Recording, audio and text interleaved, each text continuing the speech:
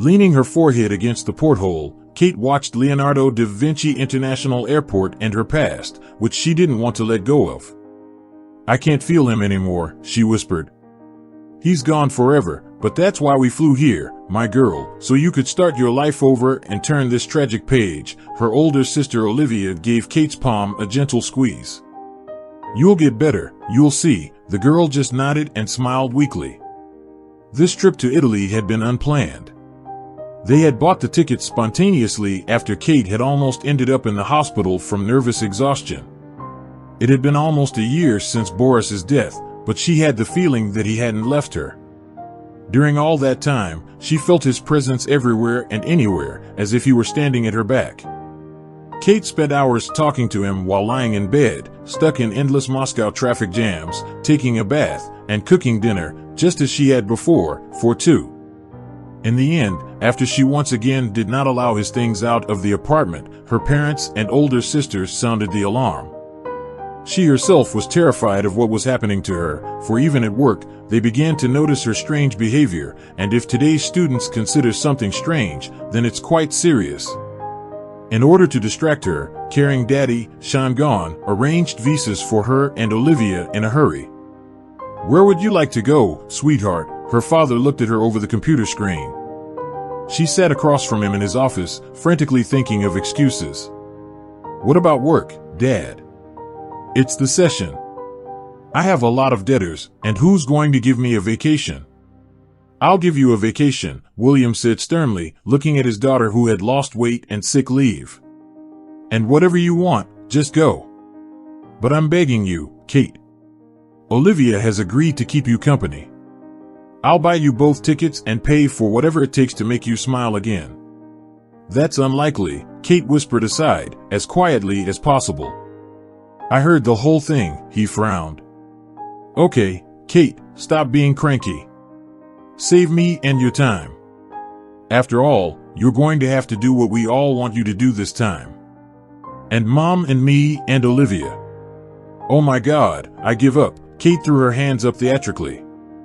"Where am I supposed to go?" "Wherever you want to go. Paris, Vienna, London." "Oh no, not London, the weather's awful there now." "I want to go to Italy," suddenly the girl blurted out, without realizing why. Well, Father was pleased. "Rome, Venice, Verona, Florence, maybe just on your profile visit with Olivia, Santa Maria del Fiore, the Medici Chapel, walk in the gardens."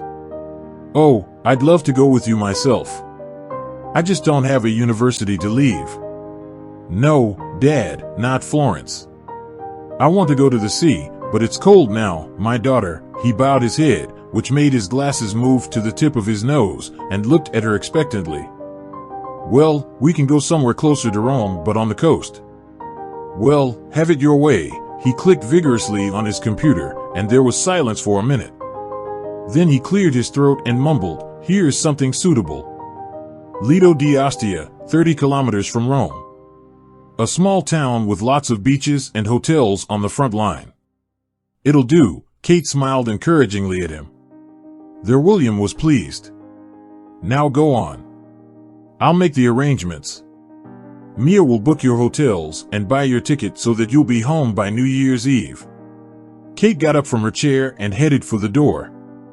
"God willing, everything will work out," her father whispered after her, picking up the phone to call the secretary. It had been a great trip, except for the fact that right outside the hotel where the sisters had been staying all week, two cars had collided right in front of them on the day of departure. Coming out of the gate with their suitcases, the girls saw a medical team performing resuscitation on a young man right on the pavement. Kate immediately turned away, unable to look at what caused her the most bitter memories, but Olivia couldn't resist and even came to take a closer look. All the way to the airport, that terrible picture stayed in Kate's mind's eye, but as soon as she got on the plane, everything evaporated. She was surprised to realize that for the first time this year, she didn't feel Boris's presence near her. They had spent only 7 years together, having met in their 3rd year of university. Both of them immediately realized that fate had brought them together for a reason. Boris was a tall, thin Scottish man with warm brown eyes and an eternal smile on his face. A talented programmer, humorist, and funny man, he was the soul of their university company. Kate is the rector's daughter, a short, red-haired and blue-eyed girl with appetizing forms, interested in art and history of world culture. She could not help falling in love with him. Their romance erupted so suddenly and developed so rapidly that by the beginning of the 4th year, they were already living together and planning a wedding. Kate's parents adored Boris because they saw this incredible connection between young people when one begins a phrase and the other finishes it. Boris treated the girl with care and awe and tenderness. They had a million common interests and topics for discussion, from models of computer mice to the style of medieval architecture. After the wedding, in their 5th year of study, the young moved into a spacious 2-bedroom given by Kate's parents. Boris got a job as a programmer in a prestigious firm, and Kate stayed to teach at the university under her father's reliable wing. Boris hardly knew his parents. His mother died of cancer when he was still a child, and his father had long suffered from Alzheimer's disease and was in a specialized clinic where a caring son regularly transferred money. After his death, Kate continued, with the help of her father, in memory of Boris, to pay for the accommodation and treatment of her father-in-law. The day of her husband's death, the girl remembered vaguely. After 3 couples at the university, she went up to her father's office to discuss a family dinner where she planned to tell her family and husband about her 5-week pregnancy. She was literally bursting with excitement and joy. The only thing that dampened her mood at that moment was the thought of gaining weight. Just before the rector's office, she was stopped by her husband's phone call. But picking up the receiver, she heard an unfamiliar voice. "Hello? Hello, are you Boris's wife?" "It's the sergeant of the highway patrol." An unpleasant knot twisted in her stomach, and an uneasy feeling crept into her heart. "Yeah, what's wrong?" "Where's Boris?" she interrupted the speaker. "You see, your husband was in an accident on the highway." "What's wrong with him?" "Put him on the phone." Kate's hands shook so hard she almost dropped the cell phone. "I'm sorry, but he's dead." She felt like the world had tipped over. 2 simple words had divided her life into before and after. Kate didn't remember the wild scream as she slid down the wall, the people fleeing, the terrified face of her father holding her in his arms until the ambulance arrived. Then there was the hospital room, the 4, and the woman doctor informing her of the loss of her baby. It was as if she was in a state of oblivion, saying only one thing: "I must see him. I must see him. Don't you dare bury him without me." As a result, William had to pay for 3 extra days at the morgue until Kate, pale and confused, left the hospital. When she was distracted from the painful memories, she found that it was already dark outside the window, and Olivia was dozing on her shoulder. Lucky, Kate thought. After all, her husband and little daughter were waiting for her in Moscow, whom she had left for a whole week for her sister. She had always helped and patronized her since she was a little girl. Even though they were not very different in age, Olivia, a slender blonde with brown eyes and aristocratic features, a talented pianist and party girl, was an exact external copy of her father. Kate, with her mop of red hair and 6 feet tall, looked exactly like her mother, Mia. "Olivia," she hissed, "are we on our way?" "I had time to sleep." Kate looked at the mini-screen above the seat, which showed that they were flying at an altitude of 11,000 meters and the temperature was minus 62 degrees Celsius, and the Sharoa port was exactly 200 kilometers away. "Just a little more, and we would be going down," Kate said and looked out the porthole. Down there were cities with people living in them, and each of them had its own history, its own dreams, accomplishments, and losses. A strange premonition crept into her soul, but the girl did not give it any importance. The rest of the flight they chatted with her sister, discussing plans for the New Year holidays, and for the first time since Boris's death, Kate really felt alive. Sharoa 2 Airport was like a huge buzzing anthill, with people of all ages and nationalities scurrying back and forth.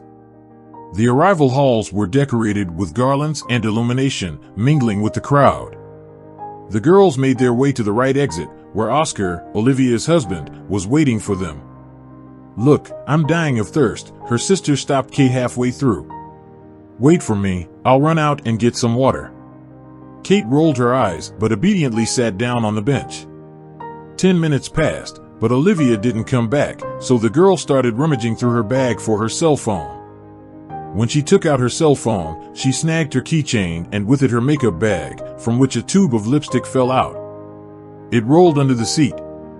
Kate sighed and knelt down to look for it was dear to her as a memory, for it had been bought while Boris was still alive. She had never parted with any things from their life before.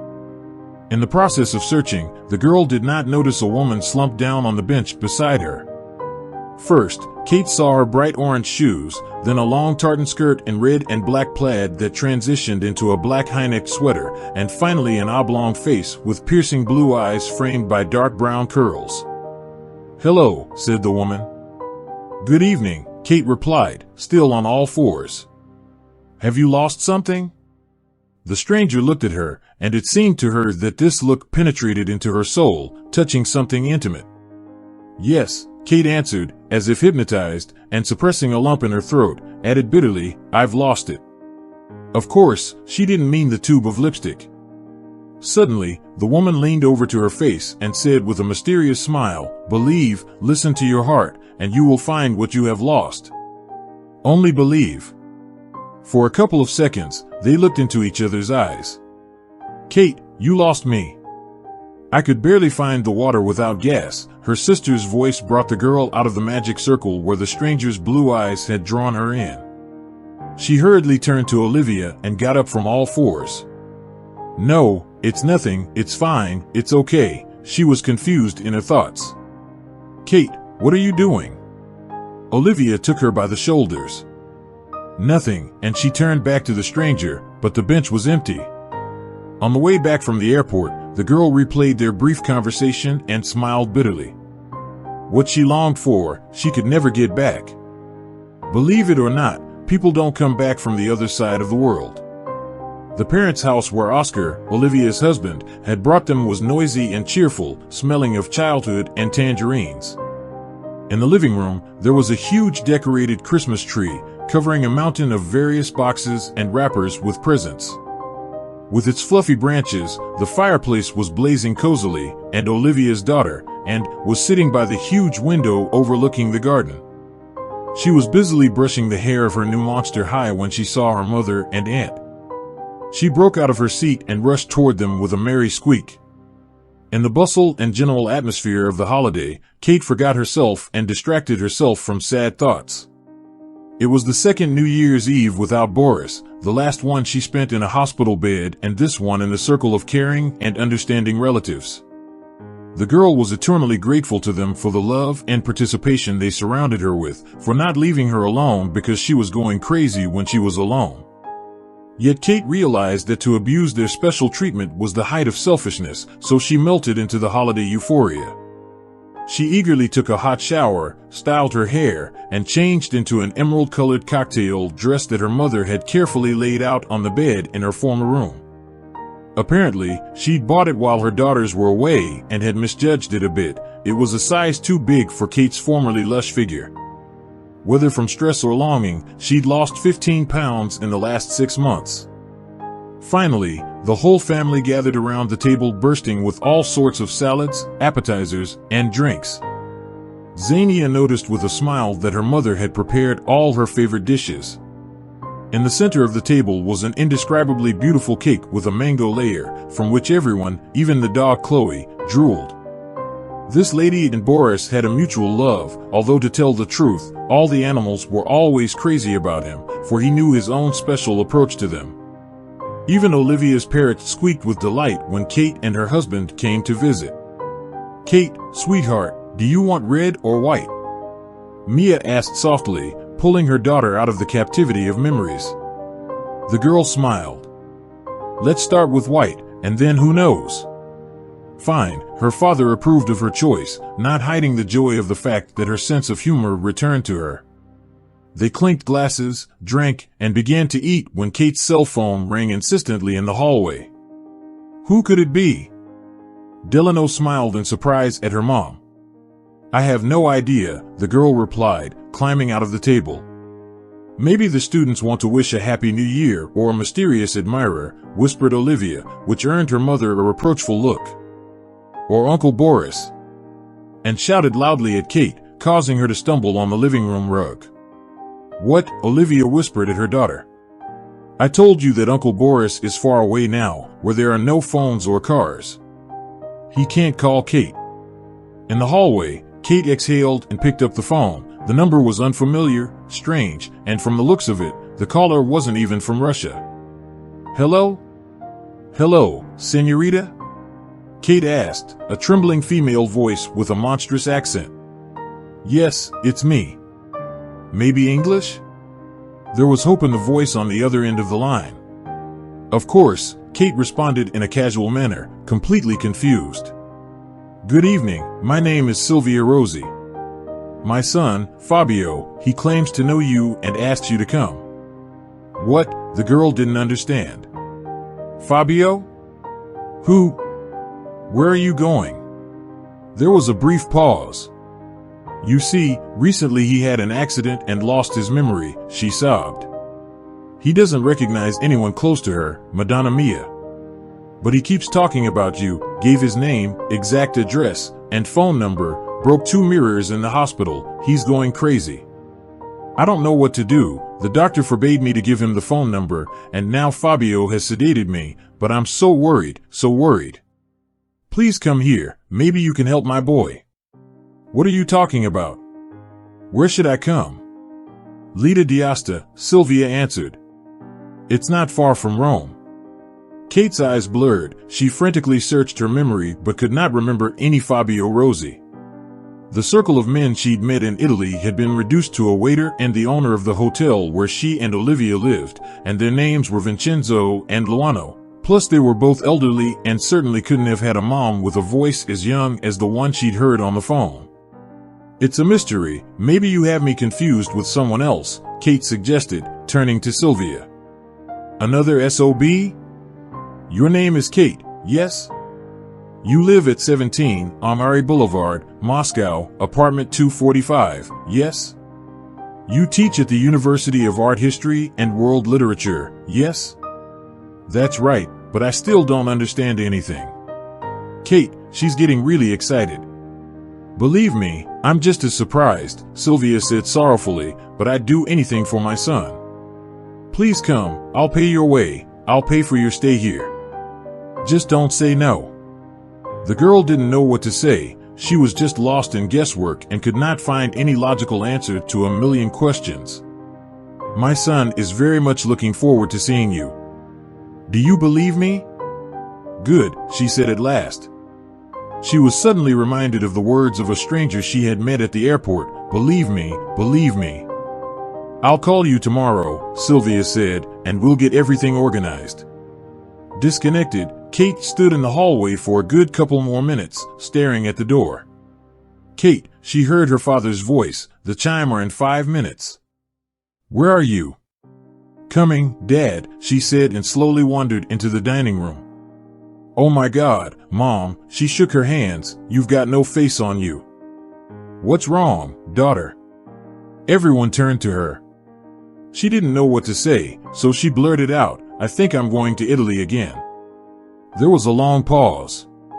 She saw how her father's face stretched and her mother's turned pale. How Olivia choked on her wine. How Oscar's hand froze with his fork halfway to his mouth. Why? Mia finally asked. I don't know yet. Everyone sat in silence, completely confused, until the Spasskaya Tower clock announced from the TV screen that it was New Year's Eve. Everyone jumped out of their seats at once. Oscar uncorked a bottle of champagne and began pouring it into flutes. Mom, is Italy far away? And asked her mother in a whisper. Yes, kitten, replied Olivia, very far. So, baby Kate is going to Uncle Boris, suggested the child, but her mother shushed her again and took another big swig of champagne. After much explaining and coaxing and talking and reasoning about depression and its effects, Kate finally boarded the plane to Rome, having taken a leave of absence from the university at her own expense and packing what she could fit in her carry-on luggage. she embarked on an incomprehensible adventure, the result of which she could not even guess. She told her family everything as it happened, and Olivia was the first to support her. Her parents had to put up with it because their daughter was adamant. Sylvia had indeed paid for her one-way ticket and 3 days' stay in a hotel. Strange, the girl thought. I'm going back to Ostia again. And although she would never choose it again for a vacation, she was glad to see once more the unearthly beauty of the sunset pouring gold on the promenade of the Duke of Abruzzo and the first line of beaches, which, in this small and not very clean town, and a great number there on the seashore in a foreign country, she felt herself.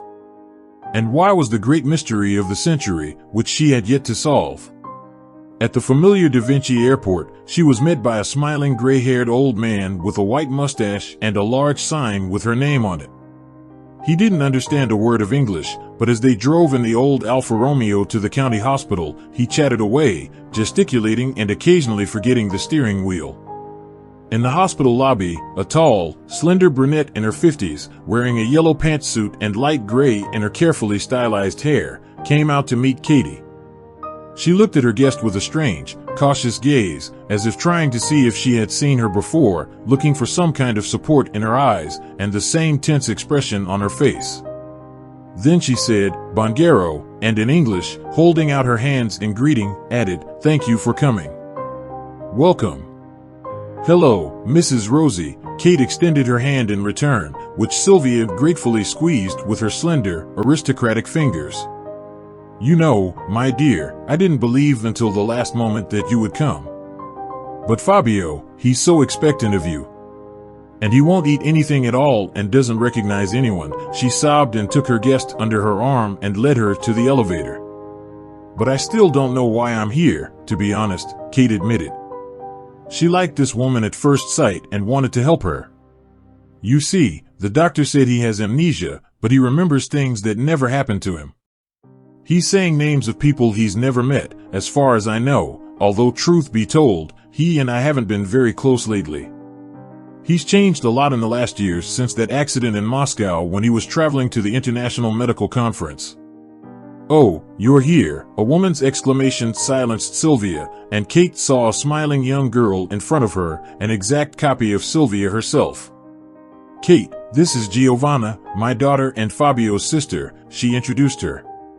"Nice to meet you," Kate smiled and shook the girl's hand. "Well, here we are." Meanwhile, Sylvia announced and nodded at the huge window of the room, half covered with blinds. "He's in there." Kate was confused. "Do you want me to?" She shifted her gaze to the door. Yes, go in and see if he recognizes you. It's extremely important." Gathering her courage, the girl exhaled. "All right." But first, she peered cautiously through the gap between the blinds. In the light-filled room, a dark-haired young man lay on a bulky orthopedic bed. As she had expected, a complete stranger to her. She suddenly got a headache and wrinkled her nose slightly. Sylvia regarded it as a girl's regret for her son's condition and, calming down a little, gave Kate a gentle nudge toward the door. As soon as she was in the room, the young man opened his eyes and, struggling to rise on the bed, exclaimed joyfully in the purest Russian language, "Thank God you've come. Now I would finally be told what the hell was going on here. I was beginning to think that I was crazy when everyone is telling me with one voice that I am not." "Me?" Kate stared into the stranger's big brown eyes and gulped for air. His tirade, spoken with such fervor, reminded her of Boris, and it was hard to breathe. He was always fond of a strong word, and he used to speak of devils and saints in vain. "Do I know you?" She couldn't find anything else to say and continued to stand at the door of the room. Now it was his turn to be surprised. "What do you mean, Kate? Are you okay?" No, she was definitely not okay. He called her by her first name, the way only people close to her call her, and he looked at her like she was the one going crazy, not him. They glared at each other for a few seconds. Then he said, "For days now, I've been waiting for you here. I don't know how I got here, why I'm called by a strange name, why I understand Italian, and most importantly, what drugs I've been drugged with so that I don't recognize myself in the mirror. I live in a fog, as if my body wasn't mine, my arms and legs weren't mine, and now you pretend you don't know me." He looked at her with despair, as if chained to a place. The girl stood by the door of the ward, frantically clinging to the bedside table, for the ground was slipping from under her feet. "I don't understand you, honestly. Who are you, and why am I here?" She almost shouted it. "You've got to be kidding me." Tears suddenly glistened in his eyes. "I realize that my jokes have been foolish at times, but you have surpassed me 100-fold. He tried to sit up straight on the bed and stared at her point blank. "Listen, Bulka," what Kate whispered dryly on the verge of fainting. "What did you just say?" It was a nickname only one person called her when they were alone together, and that person was Boris. "Now we're on a first-name basis," the man snorted. "It's all starting to piss me off." He made an effort and, fixing the bandage on his shoulder, carefully dangled his feet off the bed, intending to stand up and approach her. The girl was frightened and staggered toward the door. Everything that was happening seemed unreal to her, grotesque and frightening. Before her was a stranger speaking like her late husband, the same intonations, the same expression, mannerisms, and even the pauses between words were painfully familiar to her. He rose slowly from the bed. "Stay back," she pressed her back against the door, fumbling for the handle. "Jesus, stay away from me." But he was coming inexorably closer, and his face expressed extreme concern. "You are beginning to frighten me even more than I am already frightened," and seeing the genuine terror in her eyes, he added, "Kate, it's me, Boris. What's happened to you? What's happened to all of us?" Kate felt like the ceiling was going to fall on her. Is this some kind of joke? Where are the hidden cameras? Why isn't anyone yelling stop, cut? She stared dazedly at the man who was inexorably approaching her. His silhouette suddenly became blurred and indistinct, and the girl realized that she was crying. Unable to bear the strain, she simply closed her eyes and leaned her back against the door. A moment more, and his arms went around her shoulders. Then she was near his chest and heard the pounding of his heart. His scent was unfamiliar to her, as was his soft palms that suddenly held her face. Kate opened her eyes and met his gaze. "You're dead, you're gone, and I'm going crazy." His face twitched as if from a blow. He looked at her with desperation, a question in his eyes. "No," he whispered, "no, I'm alive, I'm here," and he touched his lips to her tear-stained face. Oh my God, what is it?" The girl wanted to pull away from him in a panic, but she couldn't. Something was in her way, not his arms around her, but something strong and inexplicable, something she wasn't prepared for. "I guessed that something serious had happened, but I couldn't understand." He suddenly pulled away and looked through her at the door. "I can see someone else's face in the mirror. I can speak in a language that is foreign to me. Everyone around me calls me Fabio, and you are my nearest and dearest. You don't recognize me." Kate looked at him and cried silently. "It's impossible," she repeated again and again until he gently covered her mouth with his palm. Bun girl, my darling, whatever happens, it's me. I'm your husband, your best friend, your soulmate on this damn earth. Believe me, please, and trust me." He leaned his forehead against hers in such a natural and familiar gesture that the girl exhaled noisily. She was suddenly reminded of the stranger's words from the airport, "Believe, and you will find what you have lost." Kate looked up at him. "I have a tattoo," she said in a trembling voice. She didn't know why she was making this stupid exam. "Do you know where it is?" He suddenly laughed with relief. "Under her left breast, right here," and he put his hand where her heart was pounding frantically in her ribs. "Inscribed in Latin, Dub ego vivo amo, as long as I live, I love." A sob escaped her throat, and she threw herself around his neck. No living soul knew about this tattoo, made during her and Boris's honeymoon. It was their little family secret, for two. He squeezed her in a hug that crunched her bones. "You've lost a lot of weight. You just don't look like yourself." He buried his face in her hair. "Is that really you? Am I awake? How is that possible?" She was looking at a man completely foreign to her, But she saw Boris in front of her, his smile and the sparkle in his eyes, the irrepressible thirst for life that had once defined his character and temperament. Meanwhile, on the other side of the room, two women leaned with their foreheads against the glass, watching them, completely confused and bewildered. How much time had passed while they stared absently at each other? Kate didn't realize she was in a strange nirvana, somewhere between the two worlds of the real and the imaginary. Both of them realized that something incredible was happening, and they didn't know how to behave. Finally, the young man exhaled. "Tell me everything, and I will try to digest it, and maybe even understand and accept it," the girl nodded. He pulled her toward the hospital bed, for both of them could barely stand on their feet. Kate clung to his arm with a dead grip, fearing that the beautiful, sweet vision would vanish or evaporate in an instant. With a steady gait, she went with him. Seated opposite each other on the hospital sheet, they looked at each other in silence for a good couple of minutes. Longer, he delighted in accepting, she delighted in studying. It was, in fact, a new acquaintance, but for both of them, a newfound opportunity to live. "You've been gone for a year," Kate whispered. "My darling, where have you been? I always thought you were somewhere near." He looked at her with horror. "A year? The blood of Christ, have I been here for a year?" She shook her head negatively. "What I'm about to say will shock you. You don't seem to remember anything." She couldn't pronounce it. "Are you dead, Boris?" "I thought I was, everyone thought so." She looked out the window, where the blue sky with blotches of white clouds was reflected. "The last thing I remember is the Gorky Highway and a car on the oncoming road. Then, that was it. I woke up here. In a few days, I had a lot on my mind. Thought I'd been seriously injured and brought here, that I'd hurt my head and didn't recognize myself, and all these people," he nodded his head at the door, "that this guy Fabio Rossi and I had switched bodies by some fatal mistake of fate. Anything but that." He looked so confused, so bewildered, that Kate reached out and touched his face. It wasn't Boris's face, but it had become incredibly familiar to her overnight. It was as if she had seen him every day all her life.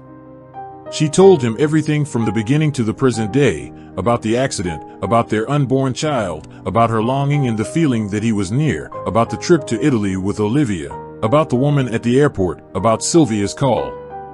"Apparently, I have a biological mother and sister," the young man muttered thoughtfully. "But then the legitimate question is, where is the real Fabio Rossi? If you are here in his body," Kate continued for him.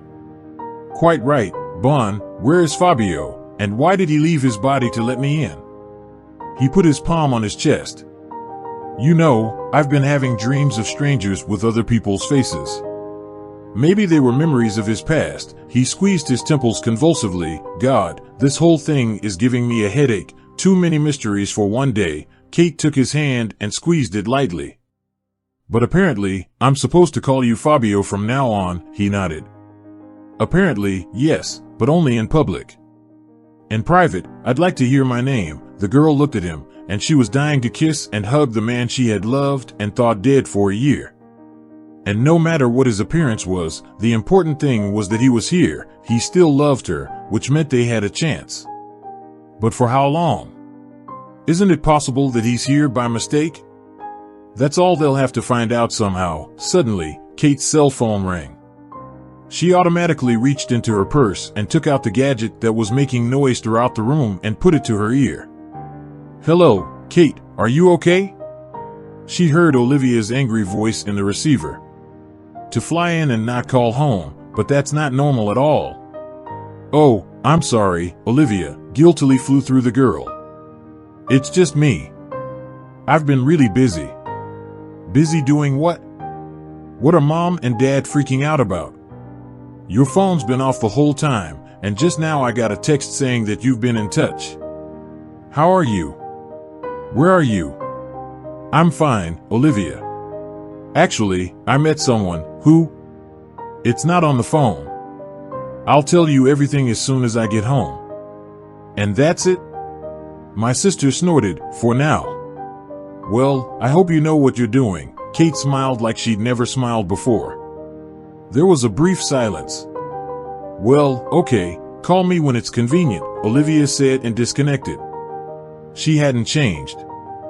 Boris chuckled. No, laughed, Kate intertwining her fingers with his. They sat in the room like that, holding hands and talking until dusk, hardly anyone bothering them, except for the nurse who was putting in an 4 and Syl, who brought them a huge pepperoni pizza and 2 mugs of flavored tea. Driven by the events of the day to complete mental exhaustion, they finally fell asleep cuddled together right on the hospital bed. Neither of them wanted to part, and the clinic management, apparently at the request of Fabio's mother, agreed to turn a blind eye. Morning, a sun bunny, crept into the room through the thick blinds and settled on Kate's cheek. Her consciousness was slowly returning from the realm of Morpheus, and she thought what an incredible dream she had had. But the next second, she realized that someone was lying next to her. She felt the weight of someone's hand on her hip. From the adrenaline rush, she opened her eyes and exhaled noisily. A hospital room filled with pictures and bouquets of flowers appeared before her eyes. The hair on the back of her neck stirred from someone's breathing, and she carefully turned around on the bed. In front of her was a swarthy cheekbone face, masculine in appearance. His eyes were closed, and fluffy black lashes cast needle-like shadows across his stubbled cheeks. Fabio Rossi. Kate didn't dare move again. She needed time to process what had been a dream and what had come true. If everything about Boris had been a dream, why was she in bed with this man? My bun wiggled, and he wrapped his arms around her and pressed her against his tense body. From these words and embrace, the girl instantly felt a long-forgotten excitement and desire, and their lips met, and the magic took over. They kissed so tenderly, so frantically, as if they were making up for the time they had spent apart. So it was true, it was real. Believe, and one will find the lost. It's in the memory. I know who we need, she pulled away. Boris, I know what. He opened his eyes and looked at her. I know who can give us the answers we need. But we need to go to Moscow. Of course we do, he said with feeling. I'm terribly anxious to go home. But there are some problems to be solved here. After all, these women and the girl, they think I'm their son and brother. I can't leave them like this. They're dear to me. For some reason, judging by the photos, he nodded at the battery of framed photos on the dresser in the room. I'm either a doctor or a veterinarian. Yesterday, my doctor here called me a colleague. Oh my God, I didn't think of that. You're responsible for more than just yourself now. There was a knock on the door. Boris said in Italian, come in. And Giovanna came in with a smile. Hi bro, good morning, senorita, they replied in unison. Good morning, the girl rambled on in Italian, and Kate had to wait for her eloquence to dry up before Boris could translate it. It turned out that he was being discharged home today while the girl went to wash up. Sylvia came into the room and clapped hard around her son. When she saw Kate in the doorway, she ran toward her and clasped her in a hug. Oh, I knew you could help him. I'm finally getting to know my boy again. And though the memory lapses are still great, we'll make up for it, overcome it all, won't we, darling? She turned to Boris, who was sitting on the bed, buttoning the Ralph Lauren shirt she had brought from home. Yes, Mom, he answered and even managed to smile quite sincerely. She, meanwhile, continued to chirp in English with a pleasant southern accent. I just don't know how we got through it all. 2 disasters in 2 years. But if he'd gotten off surprisingly easy last time, this time he wasn't so lucky. 2 crashes in 2 years. Something about those words made Kate uneasy. Yeah, there was a terrible accident last year in Moscow during a medical conference that killed a young man. Poor guy. Kate and Boris looked at each other. Apparently, they were both thinking the same thing because he asked, when exactly was the first accident? Sylvia looked at him sympathetically. Oh, don't you remember? December 29th, darling. Wasn't that when you met? The ground went out from under Kate's feet. It was the day Boris died. She remembered the date so well that she suddenly felt nauseous. What else do you know about that accident? She asked Sylvia. Nothing, actually. Why? No, nothing. Kate tried to smile. They had been told a year ago that Boris's death had been accidental. The injuries he had sustained were perfectly compatible with life, but his heart had simply stopped. Stopped. How could that be?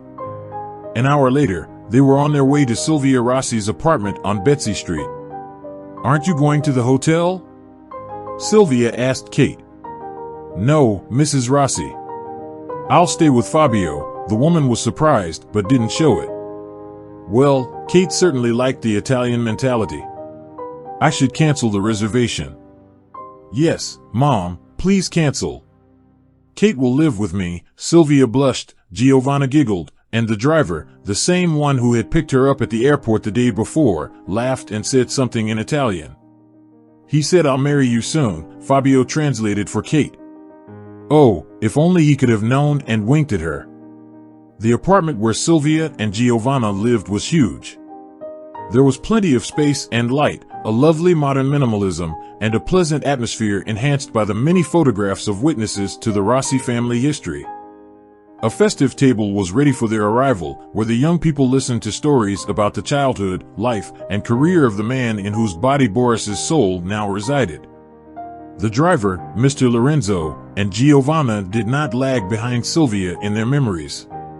It turned out that Fabio is a brilliant doctor, oncologist, surgeon, educated in one of the best universities in Rome. There in Rome, he had his own two-room apartment and a prestigious job at the county central hospital. In addition to his main activity, he was engaged in charity, operated on those who could not afford to pay for treatment. Observation and counseling often went abroad. Personal life was not formed because of constant employment, and girls in Fabio's life came and went as often as the weather changed. All this information made the young man dizzy, and apologizing, he left the company and went out on the terrace. Kate, guessing his feeling, followed him out and hugged him from behind, pressing her nose against his back as she had done before. Fabio was better than me, he said quietly. That I'm taking his place is unfair. The girl turned him around to face her. There is no one better than you, understand? No one in the world. I believe that everything that's happened is a tangle of patterns and circumstances, and we need to unravel it, to accept it, and move on with our lives. He held her close to him. You're probably right, my girl, but it's not easy for me. I know it is, she said quietly, but we'll get through it. Much later, as the two of them sat on the sand and watched the foamy waves licking the shore on one of the city beaches, Boris said, we need to get to the Roman apartment. I think we might be able to find some clues there. It was obvious that Fabio and I had crossed paths once before, and that meeting had cost me my life. The next morning, in search of answers, the young people went to Rome, having found out the address from Sylvia beforehand. She only looked sympathetically at the man she considered her son, handed him the keys, and scribbled it on the paper with a couple of quick phrases in Italian, the meaning of which they both did not understand. After a little bit of wandering through the streets of Oa, Kate and Boris took the narrow highway, and in half an hour, they were in Rome, rightly called the cradle of world architecture. It was truly beautiful. The smart navigator, choosing the shortest road and passing the main tourist hubs, led them to a quiet area in the southern part of the city where Dr. Rossi's bachelor pad was located in a 3-story ancient building. Barely a key squeaked in the lock. Kate noticed a change in her companion. He seemed to tense up. Frozen in indecision, she realized that he was afraid of what they would find here, what mysteries fate had prepared for them. With a reassuring squeeze of his hand, she said, "Come, Boris." He shuddered, came out of his second stupor, and turned to her. There was so much love and fear in his eyes that she felt uneasy. Kate moved forward and took his face in her palms. It wasn't Boris's face, but it wasn't alien either. It was unfamiliar, but no less familiar. Surprisingly, it had been only 2 days since she had first seen him. Time had stopped. It seemed to her that she could hear the vein in his neck beating, the blood pumping through his veins with its unique DNA strands, his dark curly hair rustling on the collar of his olive-colored floor-length shirt on which he had accidentally spilled coffee in the car. The man's hands gripped her waist, pulling her taut string-like body. The kiss was long and fragrant and intoxicating like last night's martini. They absorbed each other's scent, pouring out their longing and pain and fear of the unknown. Breathing heavily and without opening their embrace, Kate and Boris literally fell into the apartment, dropping an object from the nightstand by the door. The sound of broken glass echoed through the spacious hallway, but they didn't care. To hell with everything. Here, thousands of kilometers away from home, in a foreign country, both of them had found themselves again. They did not search for a bedroom but loved each other right on the dusty carpet of the small, sun-drenched living room. And that was only because there were shards of a broken vase or a statue lying in the hallway. What's the difference? Kate giggled, kissing his tan shoulder. And I feel like I don't know how to handle my own body, or rather Fabio's. Come on, it was fine. The important thing is that you're here with me. She raised herself up on her elbows and looked him in the eye. The rest doesn't matter. What's important is to know how long am I with you for, the young man said quietly, running his finger over her face. What do you mean? The girl became alarmed. That we don't know the reason I'm here in the first place, why Fabio gave up his body to me, why didn't I disappear after the death of my own body? The questions are endless. Kate threw her arms around his neck. I'll never let you go anywhere else, a short sob escaped her throat. Well, Bun, he said gently, withdrawing her arms and kissing her nose. Time for us to do what we came here to do. And then, who knows, maybe we'll visit the Colosseum. His lips spread into a smile so familiar that Kate's heart ached. Only her husband knew how to smile like that. It didn't matter whose body his indestructible spirit was in, it was a smile she would recognize from 1,000. Fabio's apartment looked a little untidy. There were things lying here and there, books, folders with papers, clothes in the living room on the coffee table, as if the last witness of the owner's stay here. There was a cup with unbeaten coffee, which had managed to become covered with a film of mold while Boris fiddled with the computer on the desk in the study. Kate stepped out onto the small balcony. It was full of light and sunshine. There were tubs of roses, and in the very center, there were a couple of nice armchairs and a round table on one leg. The girl went to the balcony frame and opened it, letting in some cool winter air. She suddenly felt very good, as if she were in her own home. It was an inexplicably pleasant warm feeling of complete harmony and security. Somewhere nearby, in another room, was her husband, whom she had first lost and now had found by some incredible whim of fate. Kate still could not fully believe what was happening. It seemed to her that she was about to wake up in her Moscow apartment alone, dressed in Boris's old plaid shirt. Just in case, she reached out her hand to the roses, and the thorn dug into the tender skin, and a drop of blood came out. The girl smiled to herself. It wasn't a dream after all, it was true. Leaving the balcony behind, Kate began to explore the apartment further. She went into the kitchen, where, mentally apologizing to the owner for the arbitrariness, started the coffee machine. Then, passing the study, she found herself in the small bedroom. The atmosphere in it was very aesthetic. In the center of the room stood a double bed of whitewashed oak covered with a blue silk bedspread. On the bedside table was a night lamp of the same color. In the corner was a closet with clothes. One door was open, revealing an even row of light-colored shirts hanging neatly on hangers and boxes of brand-name shoes beneath. Obviously, Fabio liked to flaunt his nice clothes, Kate thought.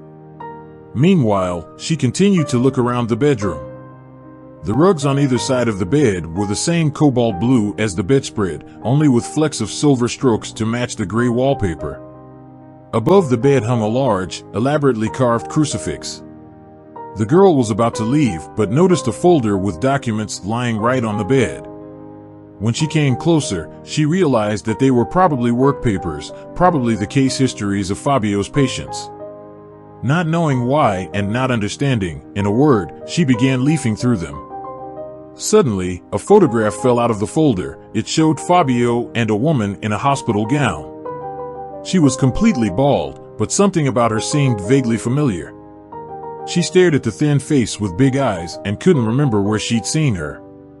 Here, Please read this. She put the folder with its contents in front of Boris, who was trying to crack the password on Fabio's laptop.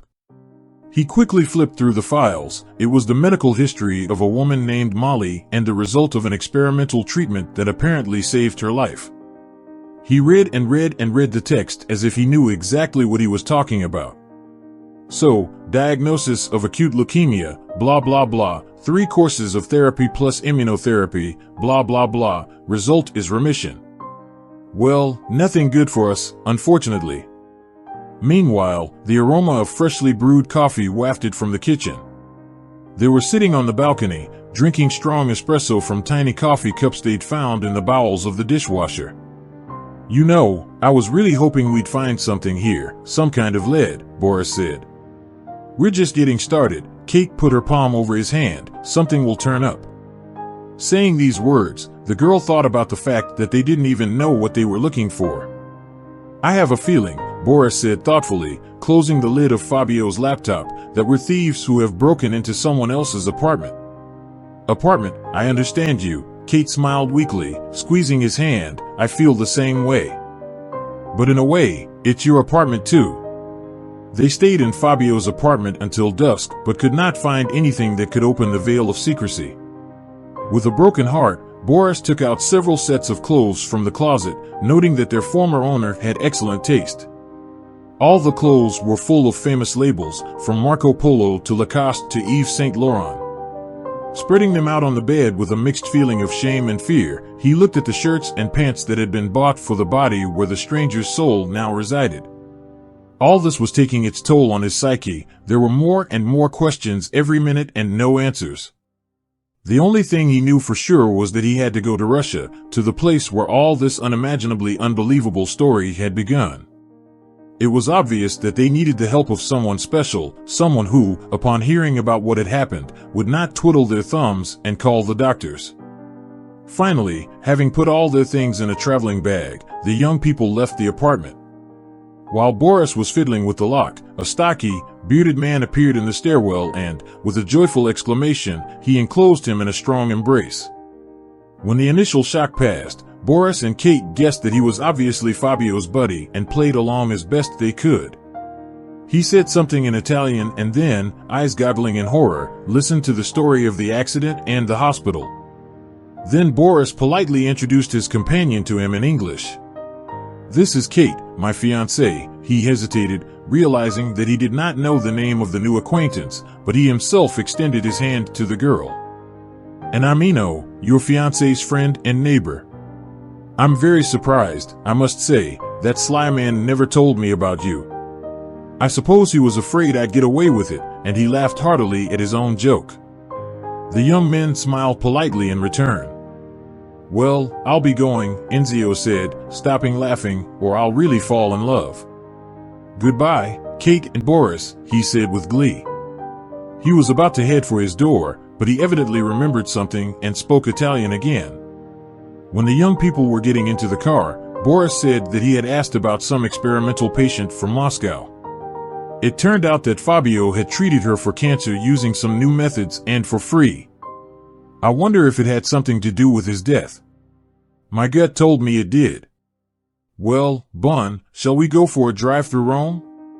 Boris smiled tiredly, putting his hand on the back of the passenger seat where his wife was sitting. We need a little distraction, all the more reason. How could we miss such a chance? We don't know what tomorrow holds, and he looked thoughtfully into the distance. She swallowed the lump in her throat as she guessed his thoughts. All day long she had been thinking about it, how much fate had prepared them to be together this time. Placing her palm on his cheek and forcing him to look at her, she said, Come on, where shall we go? To the Colosseum? He nodded in agreement and opened the navigator. They stopped in a parking lot near the subway entrance. The majestic ancient structure towered before them, illuminated on all sides by powerful spotlights. It was getting dark, but there were plenty of people near the Colosseum despite the fact that it was winter and the weather was not the warmest. The tourists were coming in crowds, from the Arch of Triumph to the Roman Forum. Everyone was taking pictures, talking, eating something. Kate and Boris suddenly realized that they were terribly hungry, but there was no substantial food except for a cart with ice cream. Having bought themselves a waffle cone, they stood near the entrance to the Colosseum and, with their heads up admiringly, studied the ancient masonry of the powerful walls. Entry costs €1. They heard the cheerful voice of a tall Italian dressed up as Mark Antony. "You can buy tickets from me." After seeing the famous arena with an inverted chariot, the amphitheater, and sitting on the rostrum, the young people went on foot to the Trevi Fountain to see this magnificent architectural wonder Kate had dreamed about since childhood. And they were imbued with the atmosphere of the ancient city, leisurely walking along the cobbled streets, past the Forum, the monument to Caesar, and the Imperial Palace. They walked past numerous stores to the square where one of the most famous fountains in Europe poured its eternal waters. On the way, they ate a huge slice of pizza bought in a noisy eatery near the bus stop and drank a cup of coffee, hugging each other like real newlyweds. The young people were finally in the place. There were even more people here than at the Colosseum. Opposite the majestic architectural and cultural composition made in the late Baroque style stood the equally majestic structure of the Church of Santi Vincenzo. Kate felt dizzy, overwhelmed with emotion. A week ago, she had been the most miserable widow in the world, heartbroken, spending her days in snowy Moscow. Today, she was walking along the streets of the Eternal City with her newfound lover. Tears came to her eyes, and she clung tighter to Boris's shoulder. Finally throwing a coin into the fountain, they all walked back toward the Colosseum where they had left the car. Kate was willing to bet that they had made the same wish. When they finally settled down in the cozy interior of the car, the young people realized that it was already past midnight and there was no point in going to the hotel now. So they decided to spend the night here, turning on the navigator again. The next day, when they returned, they were fully integrated into the routine of the Rossi family. Sylvia was glad that her son had decided to regain his health under her wing instead of going to his bachelor pad. Giovanna was pleased that her brother finally had a girl she could be friends with. And Lorenzo was happy just from the fact that everyone else was happy. Kate and Boris decided to pay tribute to Fabio's sibling bond, and it turned out he wasn't such a gentle son. Sylvia had nearly fainted when, over dinner, Boris had suggested that Giovanni live in the Roman apartment in his absence. The girl was also taken aback, but quickly came to her senses and threw herself on his neck. The same thing happened when Boris offered to take the new mother to the doctor. Kate noticed that he was very heartfelt and acted completely sincere. He had always lacked a mother's love, and now he seemed to be enjoying it even if not by birthright. 2 days later, the entire Rossi family saw them off at the airport. The hospital where Fabio worked had willingly granted him a leave of absence. Sylvia, sighing heavily, wiped her eyes with a handkerchief. It was obvious that she was desperately reluctant to let her son go. Giovanna, on the other hand, was in high spirits. Her travel bag was already in Lorenzo's car. She was already planning to spend tonight at her brother's apartment, away from her mother's hyper-concern. Boris and Kate warmly said goodbye to the relatives who had unexpectedly appeared in their lives and boarded the huge Boeing, which took them toward the unknown. Moscow was drowning in snow. Snowplowing equipment was doing its best, but it was of little use.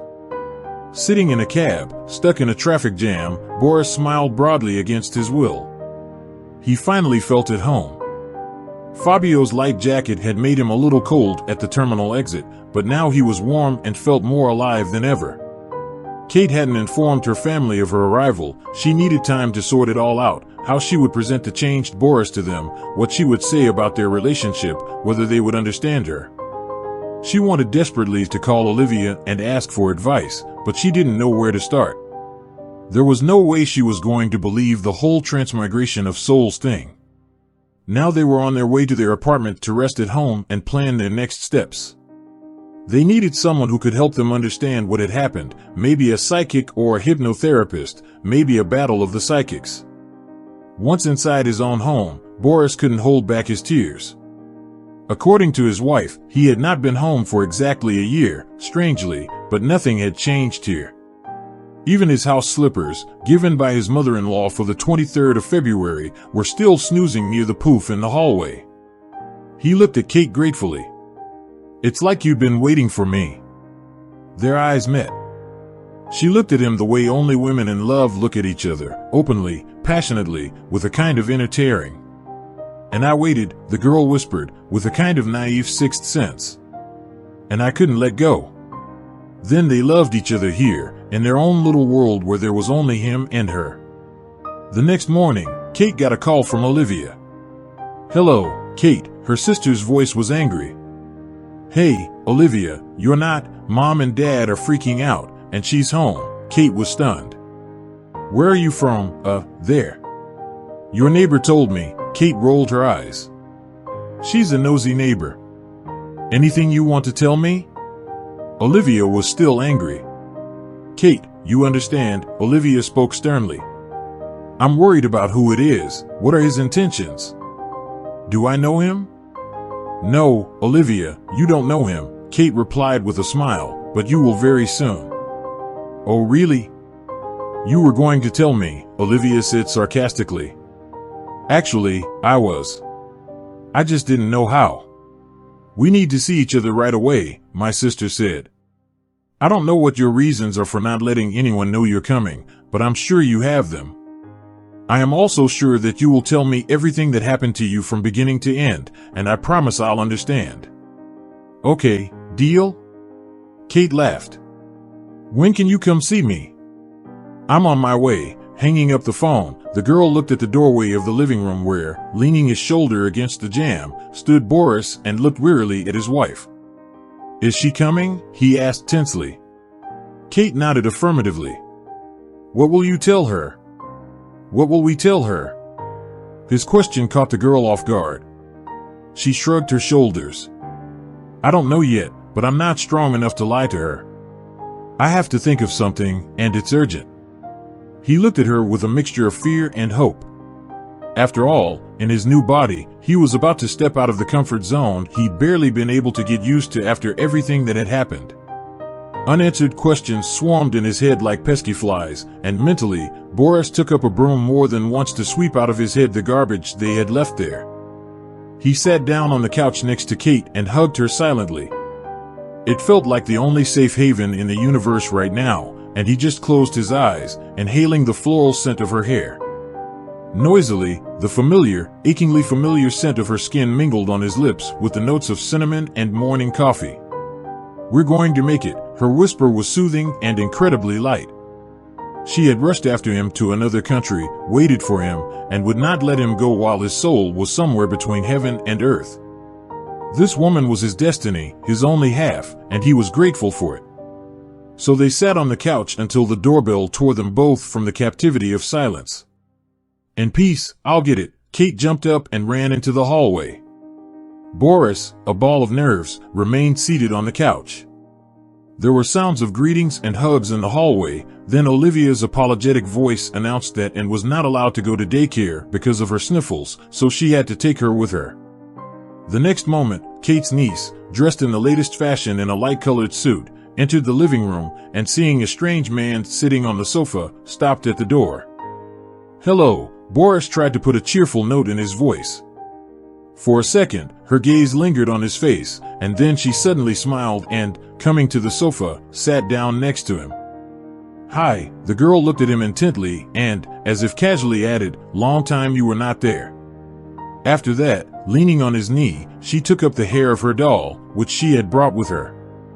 "What?" Boris whispered in disbelief. At that moment, Kate and Olivia came into the living room and stared at their daughter, who was sprawled on the sofa next to the strange man, and Uncle might be uncomfortable. Then she shifted her gaze to the stranger. "Hello, I'm Olivia," Kate's sister, gently pushing the child away. Boris stood up. "It's a pleasure to meet you, Fabio Rossi." He held out his hand to her, which was wet with excitement. She looked at him wearily, obviously pondering something as she shook his long, wet fingers.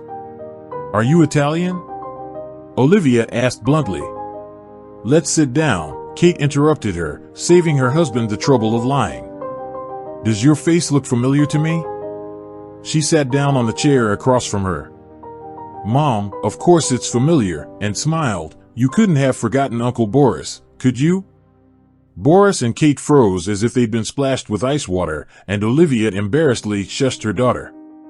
And it's not Uncle Boris. What's this nonsense? The girl looked at her mother like she was begging and rolled her eyes. She said confidently, "Well, who else would it be?" "I can see that." Then she stood up and turned to her aunt. "Does this house have anything sweet?" "It's the second day my mom forgets to buy me cakes." After recovering from the shock, Kate could only say that there was ice cream in the freezer. Then the child defiantly left the living room, leaving the adults in a very uncomfortable position. "Kate, I'm sorry, for God's sake," Olivia started to apologize, but she was interrupted by Boris. "Olivia, it's okay. She didn't do anything wrong." It sounded so ordinary and simple that both sisters froze and stared at him. He realized he'd made a slip-up, so he shut up. "So, I don't understand what's going on here," Olivia said. Kate, sitting on the couch next to Boris, squeezed his hand and inhaled deeply. "Do you remember when we were in Italy, just before we left? We witnessed an accident. You still went to see it, yes?" Olivia nodded. "So it was that accident that happened to him." My sister slapped herself. "I wondered where I'd seen you," she laughed in relief, but after a second, she was serious again. "But wait, you didn't come up with me. How did you two meet?" "His mom called me." Olivia looked at her with a look on her face that made Kate uncomfortable. "And why and how did his mom call you?" "Well," the girl was angry now. "Don't interrupt, and you'll find out." Olivia nodded. "Believe me, I was just as surprised. Remember when we celebrated New Year's Eve at Mom and Dad's? That's when the call came. She asked me to come over because her son, who had come out of a coma, had given me my name, age, place of employment, address, and more." "So you rushed back to Italy?" "Yes, and when I got to the hospital, I met Fabio." "But why in heaven's name did he want to see you? You didn't even know him, did you?"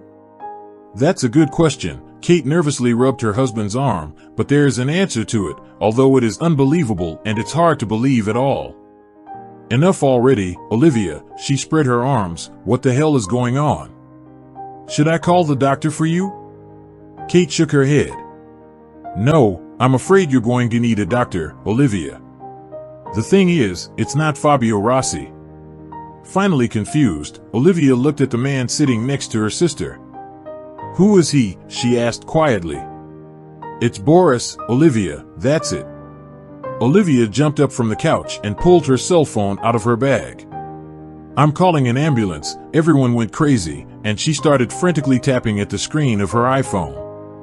"Olivia, wait." Boris jumped up from the couch too. "Stay back." She put her hand out in front of her, trying to ward him off. "Stay away from me, Olivia. It's really me." He went to the bank. "Do you remember what you said to me when I married your sister? When you were fixing my bow tie in the registry office lobby?" She got suspicious. "You said your sister was a special flower and I had to be a good gardener or the butterfly could be pulled tighter."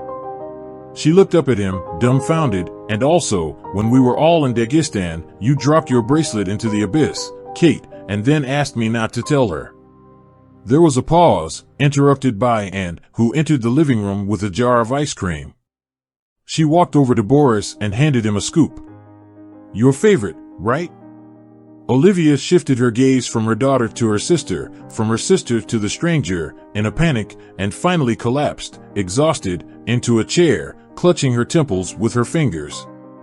It took Kate and Boris 2 hours to calm her down, plus a couple hours for a long and detailed account of how they'd met in Italy, how they'd been to Fabio's apartment looking for answers to agonizing questions. "We don't know why this happened, but we really want to find out," Kate murmured quietly, looking into her sister's eyes. "I can't lose him again. I just won't survive it." After saying goodbye at the front door, Olivia squeezed her in a hug. "I'll think of someone who can help, but it's obviously going to take someone more subtle, a psychic, a medium, I don't know." She looked at Boris. "If I'm awake and this is true, then you're the greatest miracle I've ever seen," and she smiled. He reached forward to hug her as usual, but she stopped him with a wave of her hand. "Please, Mercy, my world is already upside down, and if you turn out to be flesh and blood, I'm afraid I'll have a nervous breakdown." And Boris had no choice but to smile back and hug and goodbye. It was late at night, but sleep came to neither Boris nor Kate. They lay in bed in silence, listening to February raging outside the windows. The future seemed so shaky and unreliable that it did not occur to either of them to discuss it. At last, Boris got out of bed and strode barefoot into the kitchen. A light came on in the hallway, then Kate heard the banging of the refrigerator door, then the cabinet, and the clatter of pots and pans, announcing that her husband was about to cook something even though it was 2 in the morning. Such familiar sounds, as if this terrible year full of bitterness, pain, and loneliness had never happened. "Kate, do you want cocoa?" She smiled silently. "Yes, this is my Boris, come on." The next moment, the girl said and made herself comfortable on the pillow. "I'm so glad we told Olivia," she said when Boris returned to the bedroom with 2 cups of hot cocoa. "Yes, me too," he replied, sitting down beside her and tilting his head for a kiss. It was fleeting and tender, like the flapping of a butterfly's wings, and Kate couldn't help but think of summer. "Even if we have only this moment, this day," suddenly began the young man, "I am still grateful to God for the gift of a second chance." From these words, the girl inwardly shrank, but without giving any sign, began to sip tiny sips of the fragrant drink which only her husband could prepare like this. The next day, Olivia called in the morning. "Look, I was up all night thinking about you. I didn't dream it, did I?" Just in case she asked, "No, it's real," her little sister reassured her. "I haven't slept a wink either. Until we figure this out, I won't be able to calm down anyway." "Listen," Olivia started, "a friend of mine has a friend whose sister goes to a woman to communicate with her dead mother or grandmother. Anyway, she told me about it once, and I remembered it for some reason. Anyway, she's some big shot, you can't just go to her, but what if she knows something about this kind of stuff? Couldn't you make an appointment for us?" Kate asked pitifully. "I'll try my best, Kate, but I can't promise," her sister said, the girl in a trembling voice, "and I love you too." Olivia smiled on the other end of the line. "That's it, see you later." All day, Boris and Kate were rushing around like animals in a cage. The girl realized that she had to visit her parents, but she couldn't make up her mind. In the end, they decided together not to tell them the truth. There was no telling how her mother's heart would react to such a thing. Kate was washing plates after dinner when her father called. "What do you think of yourself?" he asked in a stern but trembling voice. When the girl finally wiped her hands with a kitchen towel and pressed the call button, "Dad, stop it," he interrupted his daughter and continued, "The mother is going crazy. Olivia is silent as a partisan, and keeps saying she fed ice cream to Uncle Boris. What the hell is going on in all of your heads?" "No, that's it, I can't take it anymore, Daddy," Kate screamed pitifully. "Daddy, sweetie, it's okay, really, I'm coming to see you tonight. I have a surprise for you, in a way. I'll try to explain if you'd be so kind." The angry parent interrupted her again in a firm voice, "And don't forget your surprise, bye-bye." Kate stared stupidly at the screen of her iPhone. Her father had not spoken to her so strictly since the day of Boris's death, that is, since the day of the accident. She slowly turned her head to where, leaning against the doorstep, stood her husband in an old t-shirt and stretchy sweatpants. Seeing her confusion, he smiled guiltily. "I know they piss you off, but they're so comfortable, thanks for keeping them," Kate summarized.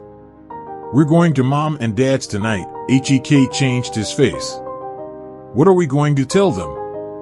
"I don't know yet," the girl rubbed her temples tiredly, "but we'll figure it out," and she smiled encouragingly at the man she'd spent a year thinking was lost forever. "What time are they expecting?" "We'll just go for dinner. Dad won't be home until 7, so we have time." A few hours later, holding hands, they rode in a cab to the near Moscow suburbs. The snowstorm had subsided, and the February twilight, as if relaxed, spread over the streets and avenues in an attempt to compete with the thousands of the capital's lanterns, shop windows, and illumination. "I must visit my father," Boris muttered thoughtfully. "Oh God, all year long, he doesn't know," his wife reassured him. "I did not tell him and continue to pay for treatment. Besides, I'm sorry, but he won't remember you anyway." "Is it that bad already?" She nodded briefly. The young man, by an effort of will, pulled himself together, and for a while, they drove in silence. The female cab driver cast an envious glance at the sultry, handsome Fabio, who was now Boris. Kate smiled involuntarily and clung to him. Oscar's car was at her parents' house, so Olivia was here too. Kate mentally thanked God for that. On the way, they came up with a simple and logical version of the appearance of Boris dating in Italy, and then sudden sympathy and sudden feelings.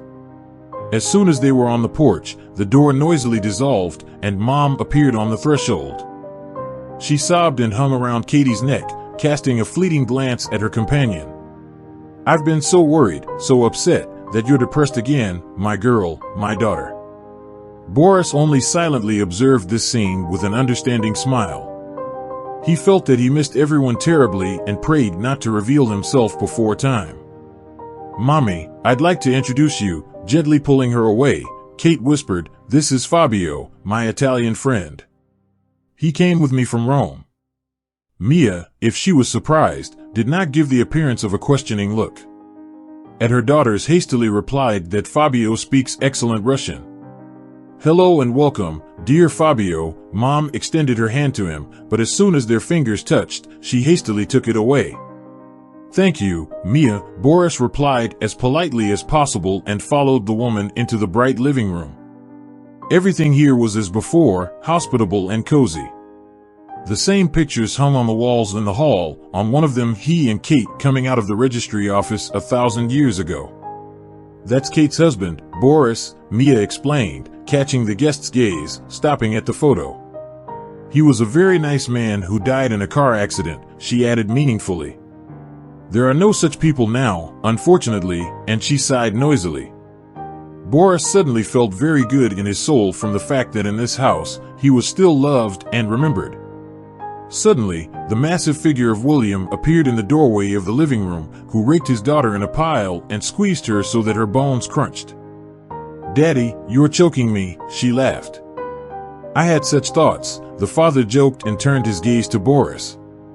"And this, I take it, is the surprise?" Before he could answer, he cut the distance between them in 2 steps and held out his hand to the guest. "William," he introduced himself. "Fabio Rossi." Boris shook his hand firmly. "There you go," his father-in-law said simply. "And I'm looking at the tan, and the whole look is like an imported one." He looked at the young man good-naturedly from head to toe. "Dad, this is my friend we met in Italy." The father suddenly squinted at his daughter. "A friend, yes, all right then, please come to the table." Unexpectedly for all in the living room, Chloe slowly ran out and rushed to Boris. "Oh my God," Mia was frightened. "Fabio, I'm sorry, I'll take her away now." How embarrassing, she never, and everyone froze as if frozen when the dog put his front paws on the guest's chest and began to greedily lick his cheeks, lips, nose. Olivia, who had come to the noise, smiled understandingly at Kate. Her parents, barely recovered from the shock, looked at the strange man who had come to their house. Today, having washed up after meeting Chloe, Boris returned to the living room where the whole family was waiting for him. Oscar extended his hand to Olivia's husband as soon as he approached the table. The young man returned the handshake and smiled at this neat, young man with fancy glasses on the bridge of his nose. There was silence at the table at first. Finally, Olivia began to ask her sister questions about her trip to Italy, and the ice was broken. William and Mia often reminisced about their late son-in-law, and Boris was moved to tears. After all, for them, he himself was now a complete stranger, trying to take a place next to their daughter. A couple of times, he caught Kate's worried look, but as the conversation and wine flowed, everyone relaxed a little, and there was laughter at the table. And, tired of watching cartoons in her room, went downstairs and climbed into Boris's lap, who immediately whispered in her ear not to tell anyone their little secret yet. She nodded eagerly and took possession of the piece of cake on his plate. The owners of the house embarrassedly began to apologize. However, Boris assured them that everything was all right. A little later, when Boris stepped out into the frosty January air to catch his breath, William joined him. Lighting a cigarette, he asked offhandedly, "Fabio, what is it with you and my daughter?" Boris boldly looked him in the eye. "I love her more than life." Well, I love her too, seriously answered the man, and I won't let anyone hurt her. She's barely survived the loss of her husband, and unless you have serious intentions for her, leave it at that, please. I can see you're a decent man. Boris looked at his father-in-law, and gratitude filled him to the brim, but his fear of the unknown never left him for a moment. I will never hurt her, I promise. William only nodded briefly and, with a pat on the young man's shoulder, disappeared into the house. Kate fell asleep in the cab, her head resting on her husband's shoulder as if nothing had happened. It flashed through his brain, everything around him was so familiarly ordinary that he felt as if he had just awakened from a long sleep. The same streets, the same houses, the same snowy Moscow, the same Kate, dear, close, the only one at home. They had made love and then fallen asleep in his arms. Let it be so, let it be so, Boris prayed to himself, letting go of consciousness. The morning greeted them with snow and rain, dull drops dried down the kitchen window, and Kate looked at them and remembered Fabio's apartment in Rome. I wish I could be there now, away from all the worry and anxiety, just me and Boris. Her thoughts were interrupted by the beep of her cell phone. It was Olivia. Hello, sister, hello, it sounded as soon as Kate pressed the button.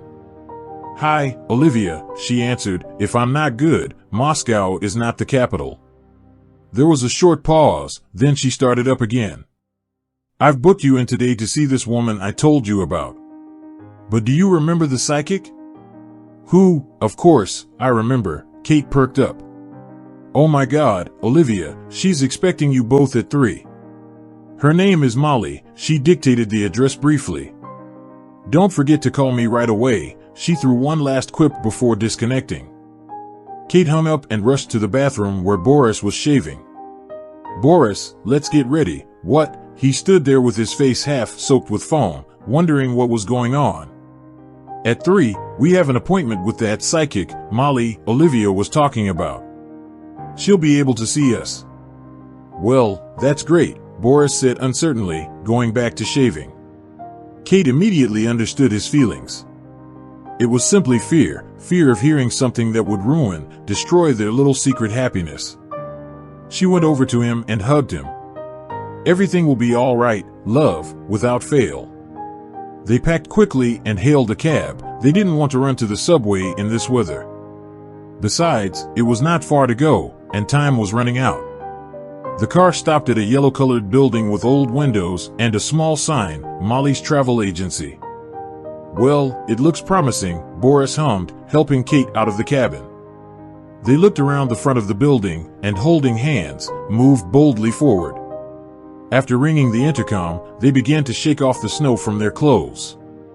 At last, a loud beeping sound announced that the door was open, and the young people entered the bright and welcoming front room. Inside, the whole office looked more like an apartment building than an office space.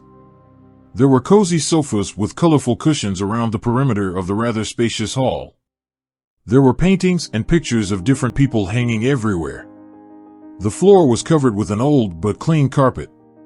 At the very entrance stood a rack of tourist brochures, obviously designed to remind visitors of what they were here for. Looking around, Kate and Boris noticed a woman standing next to them. She coughed delicately, and the young men turned at once. Good afternoon, she said politely, and then suddenly added, hello, Boris. Kate stared at her curly dark brown curls and piercing blue eyes in a daze, unable to utter a word. She remembered that face exactly. It was the one she'd seen in the photo in Fabio's apartment in Rome and at the airport when she dropped her lipstick. She hadn't recognized her then in Italy because she was bald in the picture, but now the puzzle was coming together. Boris was baffled too, and for a few seconds, everyone stood in silence. Well, what about you? Molly smiled. Follow me. And turning softly on her heels, she followed down the corridor. The young people followed her in silence. In a few seconds, they found themselves in a small, cozy study, more like a medieval library, for there were ancient books everywhere. And in the center of the room stood a huge globe on a massive wooden stand. Contrary to the expectations of the visitors, there were no occult or magical objects. Have a seat, Molly said briefly, settling into her chair behind the huge carved secretary. I know why you're here. Who are you? Kate barely managed to whisper. The woman looked at them calmly. I'm Molly. She took a deep breath. And I know what happened to you. Boris finally came out of his daze. Did Olivia tell you? Olivia? Molly didn't understand. Oh, of course not. Care to explain what's going on here, then? Kate's voice shook. What part do you play in this whole affair? She looked at the lady of the house, almost with horror. The most important, she answered simply, sitting back in her chair. And if you're both here, then it's time to answer the questions. Stop speaking in riddles, said Boris, whose voice was also shaking with excitement. All right, I'll tell you, but you must not interrupt me. Both nodded, and Molly began her story. 2 years ago, I was diagnosed with a terrible cancer. The peculiarity of my tumor was that it was located in a very inaccessible place in the brain, and none of the doctors in Russia and abroad would take up the operation. Nobody except Fabio Rossi. He developed an experimental approach to extract the neoplasm and subsequent immune therapy. It was a miracle and the only chance for me to save my life. A year ago, he flew to Moscow to examine me and prescribe treatment, after which the next step would be surgery. That day, we were driving with him in a car on the Gorky Highway. It was icy. As soon as I got into the car, I knew what was going to happen. I always feel things like that. It was the day he was going to die. He was going to leave this world. But I also knew that if he died, so would I. No one could cure my disease, so I had to make that decision. What decision? What are you, God? Kate's voice had turned to a scream. Are you saying that Rossi should have died then, and my husband died? I asked you not to interrupt, Molly said calmly but sternly. Listen to the end. Boris took his wife's hands in his. Outwardly, he was calm, but inside, there was a storm raging. The young man could barely restrain himself from lashing out at the woman. I had to make a decision because I was the only one who could change things. It's called substitution when you give one person a chance by sacrificing another. But it wasn't really a sacrifice. You'll understand soon enough. What are you talking about? Kate jumped up from the chair she was sitting in, but Molly's angry look made her return to her seat. Then she added more quietly, you can change fate, can't you? Well, something like that, Molly smiled weakly, but the practice almost killed me. I used too much energy when the collision happened. I switched Boris and Fabio, and then Fabio returned to his body, and Boris. Boris had been sitting still the whole time, with his arms around his head. It ached unbearably, bringing back memories. Here he was, standing next to his body, with doctors scurrying around. Here is the crying face of his beloved, bent over him for the last time. And after the pain, their quiet apartment, with a candle burning day and night, and Kate's shadow looming across the deserted rooms, the disturbing dreams in which he came to her, and finally, the accident in the Leo the Asta, when he, mad with pain and despair, found himself suddenly beside a body that should have been lying in the ground instead of his own. All these pictures flashed through Boris's mind in a sobering and powerful wave, so powerful that it took his breath away. Seeing his condition, Molly continued the story. 3 months after the incident, Fabio performed surgery on me. He literally pulled me out of that world, and I am eternally grateful to him for that. I will always pray for the repose of his soul. I realize I've caused you a lot of grief, but believe me, I couldn't help it. God, it's simple. Kate shouted. You wanted to live. Sob squeezed her chest. She could hardly contain herself. You dared to decide for others, for God, who should live and who should not. Molly lowered her eyes. It's not quite like that. I've already told you, and you've seen that it wasn't an irrevocable change. The universe has rebalanced itself. How cynical, Kate was literally spitting out words. You dare speak so calmly about it? I've lived through it, she stammered, looking at her seated husband. We survived a year of hell, and you're talking about some kind of balance. Please, calm down, Molly said softly. That's not all you wanted to know. Kate wiped away her tears. Can you tell us what happens next, perhaps? And a slight smile touched the corners of her blue eyes. The only thing I know for sure is that Boris has been given a second chance. What does that mean? The young man raised his head, his gaze full of anguish. It means, Molly said, that everything depends on you now. It means that you can start your life all over again with a clean slate. Boris and Kate looked in silence at the woman who suddenly rose from her chair and beckoned to them. Come on, I want you to meet someone. Perhaps then everything will fall into place. They followed the woman into the back of the house and soon found themselves in a small nursery hung with anatomical posters. In the corner of the room, a skeleton of a man stood on a stand, as in a biology classroom. By the window, at a large desk, sat a dark-haired boy of about 12 years old and was drawing something enthusiastically. That's my son, Sam, Molly explained. He's autistic. The young people were still staring at the child who didn't seem to notice that anyone had entered. He has no one else, Molly explained. If Fab hadn't done the operation, my son would have ended up in an orphanage, and God knows what would have happened to him. I think I understand now, Kate muttered. Besides, there was mystery in the woman's voice. One day, this boy will invent a cure for Alzheimer's and other serious human diseases. What Boris looked at her perplexed. How could you possibly know that? Suddenly, Molly grinned. Well, if I could change your fate, why do you think I'm incapable of knowing what will happen to my son? Kate and Boris looked at each other and nodded at the same time. Molly made a sign that it was time to leave the room. They stayed in the strange house until late afternoon, asking questions of this amazing woman. Who she was, they never got an answer. The only thing they were both sure of now was that they really did have this magical, wonderful chance to be together again, and it wasn't ghostly like it had been before. It had become a reality.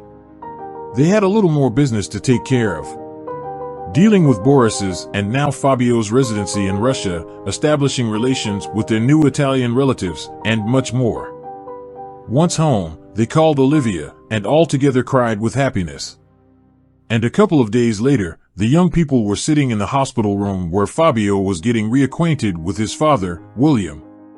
This is Boris, your son, Kate took his hand.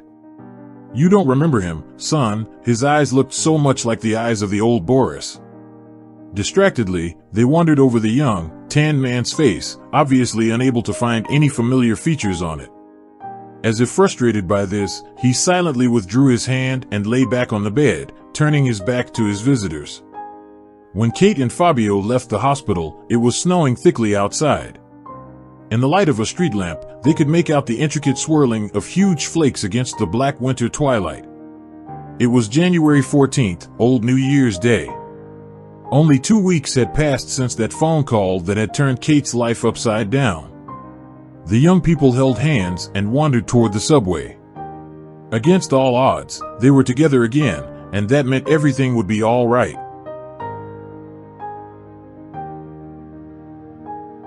Thank you for joining us today on Deep Stories.